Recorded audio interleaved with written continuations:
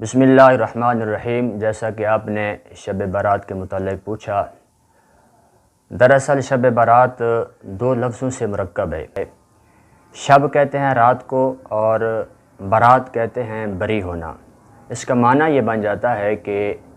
اللہ تعالیٰ اس رات کے اندر جو بندہ اللہ کے حضور جھک جاتا ہے، توبہ و استغفار کرتا ہے، اللہ کے حضور التجا کرتا ہے، اللہ تعالیٰ اس کو جہنم سے آزادی عطا فرما دیتا ہے۔ یہ وہ رات ہے، یہ وہ مقدس رات ہے، اور یہ مقدس رات وہ رات ہے۔ اس رات کو شعبان المعظم کی 15ویں رات کہا جاتا ہے۔ 15 شب کو یہ رات آتی ہے اور بڑی بابرکت اور مقدس رات آتی ہے۔ اس رات کے حوالے سے متعدد روایات کے اندر نبی علیہ الصلوۃ والسلام نے اس رات کی فضیلت کو بیان فرمایا ہے۔ آپ یوں سمجھ لیجئے کہ یہ اس قدر مقدس رات ہے کہ سارا سال بندہ التجا کرتا ہے، یا اللہ میرے گناہ معاف فرما، یا اللہ میرے رزق کے اندر برکت عطا فرما، یا اللہ مجھے گناہوں سے بچا لے، مجھے عافیت عطا فرما دے، مجھے صحت عطا فرما دے۔ لیکن یہ وہ رات ہوتی ہے، یہ وہ مقدس لمحات ہوتے ہیں، جو ہی سورج غروب ہوتا ہے رب تعالیٰ کی رحمت خود آ کر کے پکارتی ہے۔ رب رحمان اپنی شان کے مطابق خود پکارتا ہے کوئی بندہ مومن مجھ سے مانگنے والا، میں اس کو عطا کروں، ہے کوئی مجھ سے گناہوں کی معافی مانگنے والا، میں اس کے گناہوں کو معاف کروں، ہے کوئی مجھ سے رزق لینے والا، میں اس کو رزق عطا کروں، ہے کوئی مجھ سے عافیت لینے والا، میں اس کو عافیت عطا فرماؤں۔ الغرض یہ وہ مقدس رات ہے کہ رب رحمان کی رحمت خود آ کر کے ہمیں کہتی ہے کہ اے بندہ مومن تو مجھ سے مانگ، کیا مانگتا ہے؟ اور دوسرا نبی علیہ الصلوۃ والسلام کی حدیث پاک ہے، متفقن علیہ حدیث پاک ہے کہ حضرت ام عائشہ صدیقہ رضی اللہ تعالی عنہا آپ فرماتی ہیں کہ رات کا وقت تھا، 15 شعبان المعظم کی رات تھی کہ میں نے نبی علیہ الصلوۃ والسلام کو اپنے حجرہ مبارک کے اندر نہ پایا۔ میں باہر گئی نبی علیہ الصلوۃ والسلام کو تلاش کرنے کے لیے۔ میں گئی تو دیکھا نبی علیہ الصلوۃ والسلام جنت البقیع کے اندر التجا فرما رہے ہیں، رب تعالیٰ سے مناجات کی حالت میں ہیں۔ تو نبی علیہ الصلوۃ والسلام نے جس وقت مجھے دیکھا اور آپ نے فرمایا کہ اے عائشہ تو یہ سمجھتی ہے کہ میں تیرے حق کے اندر کوئی کمی پیشی کروں گا؟ حضرت عائشہ صدیقہ رضی اللہ تعالی عنہ آپ نے عرض کیا کہ یا رسول اللہ، میں یہ سمجھی تھی کہ شاید آپ میرے سوا کسی اور ازواج کے ہاں تشریف لے گئے ہیں، میرے دل کے اندر یہ خیال آیا۔ نبی علیہ الصلوۃ والسلام نے فرمایا ایسی بات نہیں ہے، دراصل آج یہ مقدس اور بابرکت رات ہے، شب برات کی رات ہے۔ رب تعالیٰ اس رات کو سمائے دنیا پر انزال جلال فرماتا ہے، اور انزال جلال فرما کر کے فرماتا ہے کہ ہے کوئی بندہ مومن جو مجھ سے مغفرت طلب کرے اور اس کی میں مغفرت فرما دوں، اور ہے کوئی مجھ سے گناہ کی معافی لینے والا اور اس کے گناہ کو میں معاف کر دوں۔ اور آپ صلی اللہ علیہ وسلم نے آگے فرمایا کہ اے عائشہ صدیقہ رضی اللہ تعالیٰ عنہ، اس رات کو اللہ رب العزت قبیلہ بنو کلب کی بکری کے اوپر جتنے بھی بال ہوتے ہیں اللہ تعالیٰ اپنے محبوب کی امت کی مغفرت فرما دیتا ہے۔ قبیلہ بنو کلب، ان کے پاس بکریوں کی تعداد بہت زیادہ ہوتی تھی، لاکھوں کروڑوں میں ہوتی تھی، اور ان کی تعداد کوئی مقرر نہیں ہے۔ جب تعداد کا اندازہ نہیں ہے تو بکریوں کے اوپر جتنے بال ہوتے ہیں اس کا اندازہ کون لگا سکتا ہے؟ آج ہے کوئی ایسا کیلکولیٹ، آج ہے کوئی ایسی مشینری کہ جو اس بات کا اندازہ لگا سکے؟ اور جو ایک بکری کے اوپر جتنے بال ہوتے ہیں، کوئی اس کا اندازہ لگا سکتا ہے کہ اس کے اوپر کتنے بال ہوتے ہیں؟ دراصل یہاں نبی علیہ الصلوۃ والسلام نے مبالغہ کرنا مقصود تھا کہ اللہ رب العزت اس رات کو اپنے محبوب کی اکثر امت کی کامل بخشش و مغفرت فرما دیتا ہے۔ تو نبی علیہ الصلوۃ والسلام نے اس رات کو یہ عمل کر کے اور حضرت عائشہ صدیقہ رضی اللہ تعالی عنہا کو یہ فضیلت بیان فرما کر کے اس بات کی طرف تعلیم فرما دی کہ جو بندہ مومن اس رات کو رب کے حضور جھک جاتا ہے، صدق کے دل سے معافی مانگتا ہے، یقیناً اللہ رب العزت اس کی بخشش اور مغفرت فرما دیتا ہے۔ اور حضرت ام عائشہ صدیقہ رضی اللہ تعالی عنہ آپ نے بھی ایسا نہیں کیا، کیونکہ فرمانے والا اور سننے والی حضرت عائشہ صدیقہ رضی اللہ تعالی عنہ آپ اکیلی تھیں اور آپ کے ساتھ کوئی نہیں تھا، اور نبی علیہ الصلوۃ والسلام نے آپ کو یہ ارشاد تنہ تنہ فرمایا تھا، آپ نے اگر اس رات کی فضیلت نہ ہوتی تو حضرت عائشہ صدیقہ رضی اللہ تعالیٰ عنہ صبح اٹھ کے نبی علیہ الصلوۃ والسلام کی امت کو یہ حدیث پاک کی صورت میں اس رات کی فضیلت نہ بیان فرماتی، آپ کا بعد میں ان الفاظ کو سرکار کے فرامین کو بیان فرما دینا، فضیلت کو بیان فرما دینا، اس بات کی دلیل ہے کہ اس رات کو اللہ رب العزت نے بڑا ہی مقدس بنایا ہے، اس رات کو اللہ رب العزت نے بہت ہی زیادہ فضیلت عطا فرمائی ہے۔ ابن ماجہ کی حدیث پاک ہے، حضرت مولا علی مولا مشکل کشا رضی اللہ تعالیٰ عنہ آپ فرماتے ہیں کہ نبی علیہ الصلوۃ والسلام نے فرمایا کہ 15 شعبان المعظم کی رات کو قیام کیا کرو اور دن کو روزہ رکھا کرو، یہ وہ رات ہے، یہ وہ مقدس لمحات ہیں کہ اس رات کے اندر اللہ رب العزت انزال جلال فرماتا ہے اور اللہ رب العزت کی رحمت آ کر کے پکارتی ہے کوئی مجھ سے مانگنے والا اس کو میں عطا کروں، ہے کوئی مجھ سے عافیت لینے والا میں اس کو عطا کروں۔ الغرض بہت سارے الفاظ کا یہاں پر تذکرہ ہے کہ اللہ رب العزت کی رحمت اس رات کے اندر آ کر کے بندے کو پکارتی ہے، اے بندہ مومن آ جا، تو نے اگرچہ گناہ کر لیے ہیں، سارا سال تو نے گناہوں کی صورت میں گزارا ہے، اب بھی تیرے پاس وقت ہے، یہ رات میں نے تمہیں عطا فرمائی ہے، اس رات کے اندر آ کر کے صدق دل سے معافی مانگ لے، میں تیرے ساری زندگی گناہوں کو معاف کر دوں گا۔ حتیٰ کہ ایک روایت میں یہ بھی آتا ہے کہ نبی علیہ الصلوۃ والسلام کی بارگاہ میں ایک شخص نے عرض کیا کہ یا رسول اللہ میرے گناہ تو اتنے زیادہ ہیں، کیا ان گناہوں کی معافی ملے گی؟ نبی علیہ الصلوۃ والسلام نے فرمایا تو یہ بتا کہ تیرے گناہ زیادہ ہیں یا اللہ رب العزت کی رحمت زیادہ وسیع ہے؟ عرض کرتا ہے یا رسول اللہ رب العزت کی رحمت وسیع ہے۔ تو آپ نے فرمایا پھر یہ بات سمجھ لے کہ اللہ رب العزت اگرچہ تیرے گناہ ریت کے ذروں سے زیادہ ہوں، سمندروں کے قطروں سے زیادہ ہوں، پھر بھی اللہ رب العزت اگر تو صدق کے دل سے آ جائے تو اللہ رب العزت تیرے سارے زندگی گناہوں کو معاف فرما دے گا۔ رحمت الہی کے کیا کہنے، یہ تو شب برات تو دور کی بات ہے، یہ مطلقاً حدیث ہے کہ نبی علیہ الصلوۃ والسلام نے فرمایا، مشکوٰۃ شریف کی حدیث پاک ہے کہ نبی علیہ الصلوۃ والسلام نے فرمایا کہ جس ٹائم سورج غروب ہو جاتا ہے تو اللہ رب العزت کی رحمت جو ہے وہ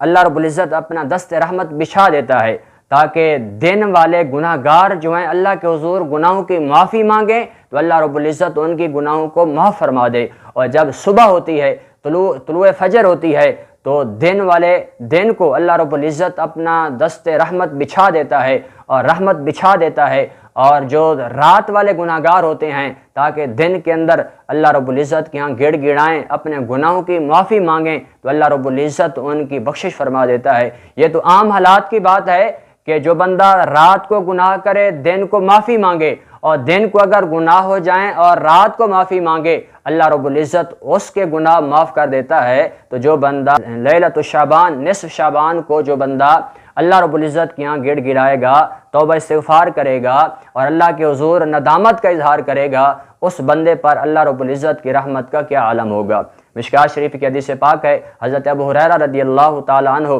اس حدیث پاک کے مروی ہیں کہ نبی علیہ الصلوۃ والسلام نے فرمایا کہ اللہ رب العزت کے رحمت کے 100 درجے ہیں، اور اللہ رب العزت نے ایک درجہ صرف اور صرف اس دنیا کے اندر لوگوں کو عطا فرمایا ہے،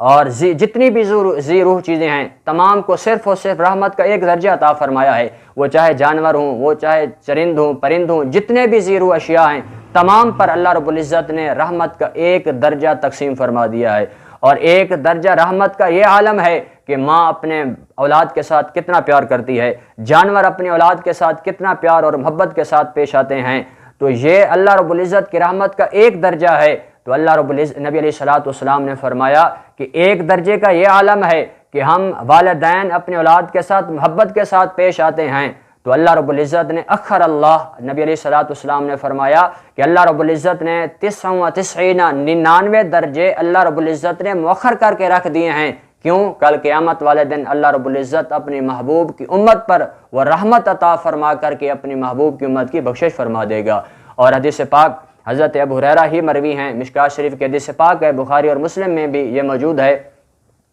کہ ایک بنی اسرائیل کا شخص تھا، اور حدیث پاک کے الفاظ ہیں کہ لم یعمل خیرا قط، کہ اس شخص نے اپنی زندگی کے اندر کبھی بھی کوئی نیکی نہیں کی تھی۔ لفظ قطو یہ بتا رہا ہے کہ وہ بندہ کتنا بڑا گناہ گار تھا، ایک نیکی بھی نہیں ہے۔ تو ہوا کیا کہ جب اس کے وصال کا ٹائم آ گیا، اس کی موت کا ٹائم آیا، اس نے اپنے بیٹوں کو بلایا، بیٹوں کو بلا کر کے کہتا ہے اے میرے بیٹو میں اس دنیا سے جا رہا ہوں،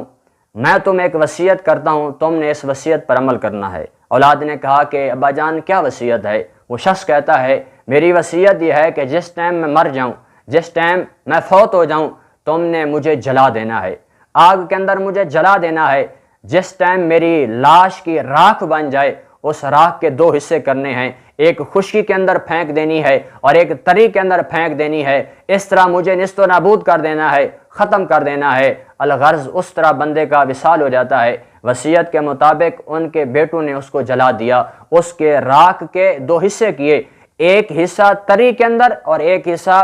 خشکی کے اندر پھینک دیا جاتا ہے۔ اللہ رب العزت فرماتا ہے اے خشکی اور تری کو حکم ہوتا ہے کہ جتنے بھی تیرے اندر اس شخص کے ذرے ہیں تمام کو اکٹھا کیا جائے، اس کا مجسمہ تیار ہو جاتا ہے، اللہ رب العزت کے حضور وہ پیش ہو جاتا ہے۔ اللہ رب العزت فرماتا ہے اے بندہ نواز بتا کہ تو نے اس طرح کی وصیت کیوں کی ہے، یہ ناجائز عمل کی وصیت تم نے کیوں کی ہے؟ وہ بندہ اللہ رب العزت کی بارگاہ میں عرض کرتا ہے کہ یا اللہ میں نے اس وجہ سے یہ وصیت کی ہے خشیتی کا، یا اللہ مجھے تیرے خوف اور ڈر کی وجہ سے کہ میں اتنا گناہ گار ہوں کہ میرے اندر اتنے گناہ سموئے ہوئے ہیں کہ میں کس منہ سے تیرا سامنا کر سکوں۔ یا اللہ میرا کیا بنے گا؟ میں اس تیرے ڈر اور خوف کی وجہ سے میں تیرا سامنا نہیں کرنا چاہتا تھا۔ یا اللہ میں صرف اور صرف اس وجہ سے تیرے خوف کی وجہ سے میں جو ہے یہ وصیت کر بیٹھا ہوں۔ اللہ رب العزت نے فرمایا اچھا تو صرف اور صرف مجھ سے خوف رکھتا ہے؟ فرمایا تیرے اس خوف کے عمل کی وجہ سے میں رب رحمان تیرے ساری زندگی کے گناہ معاف کر کے تجھے میں جنت عطا فرما رہا ہوں۔ یہ بنی اسرائیل کا بندہ ہے کہ جس پر اللہ رب العزت کی رحمت اتنا زیادہ وسیع ہے، وہ بنی اسرائیل کا بندہ ہے، اتنی رحمت وسیع ہے کہ اللہ رب العزت اتنے بڑے گناہ گار کی بخشش فرما رہا ہے۔ تو جو بندہ مومن لیلۃ شعبان کی 15ویں رات کو اللہ رب العزت کے حضور جھکے گا، گڑ گڑائے گا، دعا مانگے گا، توبہ استغفار کرے گا، اس پر اللہ رب العزت کا انعام، اللہ رب العزت کی رحمت کس قدر وسیع ہوگی۔ آخری حدیث پاک کہ حضرت ابو ہریرہ ہی اس حدیث پاک کے راوی ہیں کہ نبی علیہ الصلوۃ والسلام نے فرمایا کہ بنی اسرائیل کے دو آدمی آپس میں دوست تھے، متحابین، آپس میں محبت کرنے والے تھے۔ ایک اسلامی ماحول رکھتا تھا، اپنے آپ کو عالم کہلاتا تھا، اور ایک بندہ گناہ گار تھا۔ جس ٹائم گناہ گار شخص سے گناہ کوئی سرزد ہو جاتا تھا تو وہ جو اسلامی ماحول رکھتا تھا، جو اسلامی ذہن رکھتا تھا، جو اپنے آپ کو عالم کہلواتا تھا، وہ کہتا کہ تو نے اب گناہ کیا ہے لہذا اکثر اب رک جا، اگر تو نے بعد میں گناہ کیے تو تیری مغفرت ہی نہیں ہوگی۔ تو ایسا ایک وقت آیا کہ اس گناہ گار سے ایک دن کوئی بڑا گناہ ہو گیا، جس کو اس اسلامی بندے نے اور اس عالم بندے نے دیکھا کہ استعظمہ ہو، اس نے بڑا گناہ سمجھا کہ یہ تو بہت بڑا گناہ کر رہا ہے۔ اس نے آ کر کے کہا اب تیری بخشش نہیں ہو سکتی، تیری بخشش ناممکن ہے، اب اللہ رب العزت کی رحمت تجھ پر نہیں آ سکتی، تو نے اتنا بڑا گناہ کر لیا ہے، لہذا اب تیرے لیے بچنے کا کوئی راستہ نہیں ہے، اب تیرے جنت میں جانے کا کوئی راستہ نہیں ہے۔ وہ کہنے لگا کہ تو اپنا کام کر، مجھے اپنا کام کرنے دے، مجھے رب تعالیٰ کی رحمت پر بڑی امید ہے، اللہ رب العزت میری بخشش فرما دے گا، میں گناہ گار ضرور ہوں لیکن اللہ رب العزت کی رحمت پر میں بھی امید رکھنے والا ہوں۔ دونوں کا وصال ہو جائے، دونوں فوت ہو جاتے ہیں، اللہ کے حضور دونوں پیش ہو جاتے ہیں۔ رب تعالیٰ جو گناہ گار ہوتا ہے اس گناہ گار کو فرماتا ہے، فرشتوں کو فرماتا ہے کہ اس کو جنت میں داخل فرما دو، اور یہ جو اپنے آپ کو عالم کہلواتا تھا، اپنے آپ کو اسلامی ماحول کے اندر